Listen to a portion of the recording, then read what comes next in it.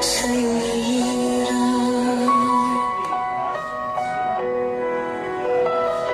Ilang taon mong isinakripisyo, kapayapaan, kaunlaran para sa Pilipino.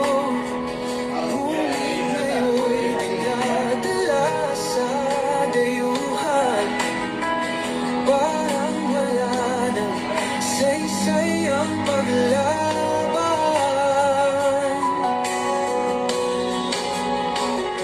Sino ba ang nagmalasakit? Siya ngayon'y pinapahirap, ngunit hindi ka namin bibitawan. Katarungan ang aming ipaglalaban. Kahit dito, hindi ka nag-iisa.